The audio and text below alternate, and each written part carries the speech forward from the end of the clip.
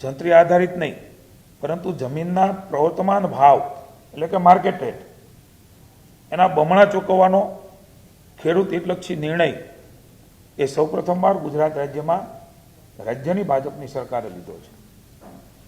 આ ઉપરાંત અત્યાર સુધી ખેતરમાં જે વીજ ટાવર એટલે કે બેઝ પાયા એ વાસ્તવિક માપ પ્રમાણે જ એનું વળતર મળતું હતું. એનાથી પણ આપ સૌને ખેડૂતો વિદિત છે. હવેથી ખેડૂતોના મદદરૂપ થવા માટે ટાવરના બેઝ વિસ્તારની દરેક બાજુએ એટલે કે 4 એના પાયા હોય છે. એ પાયાના છે એની આજુબાજુ એટલે કે વધારાનું 1 મીટર એ ગણતરીમાં લેવાનું રહેશે. ઉદાહરણ તરીકે આપને કહું તો 765 કેવીની લાઈન એ અગાઉ 625 ચોરસ મીટર લેખે વળતર અપાતું હતું. હવેથી આ 1 મીટર વધવાના કારણે એની જો ગણતરી કરીએ તો 729 ચોરસ મીટર લેખે આ રકમ એ ચૂકવવામાં આવશે.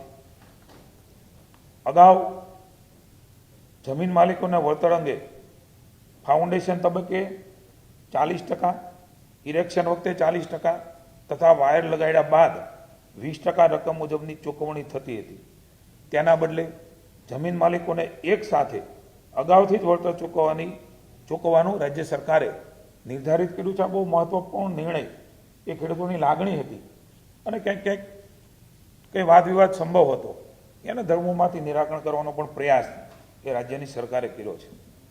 ખેડૂતોની જમીનની વાસ્તવિક બજાર કિંમત આપને અને કિસાનના મનમાં, કિસાનના જે પણ હિતેચ્છુઓ છે, સંગઠનો છે, એના મનમાં પણ જે પ્રશ્ન હું કહું ત્યારે આવવાનો છે બજાર કિંમત એટલે કઈ, એની પણ કારણ કે આ બધી જ બાબતો નક્કી કરતી વખતે આવા અનેક બાબતો અમારી સામે પણ અમારા મનમાં પણ ઉદ્ભવે.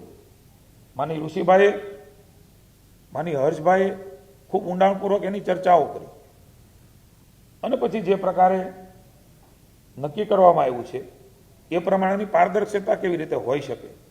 તો રાજ્ય સરકાર દ્વારા એમઆરસી જે માંગ હતી કે ભાઈ એમઆરસી મુજબ એની રચના થાય અને કિંમત એ પ્રકારે નક્કી થાય, તો એની પણ રચના કરવામાં આવશે. અને આ સમિતિમાં મહત્વનું નોંધવા જેવી બાબત છે, કદાચ આપ સૌના ધ્યાનમાં હશે, રાજ્યના ખેડૂતોના ધ્યાનમાં ન પણ હોઈ શકે. અસરગ્રસ્ત ખેડૂતોના પ્રતિનિધિ, કંપનીના પ્રતિનિધિ, ખેડૂતના ઓથોરાઇઝ માર્કેટ વેલ્યુઅર, કંપનીના ઓથોરાઇઝ માર્કેટ વેલ્યુઅર ને પણ આમાં સ્થાન આપવામાં આવશે.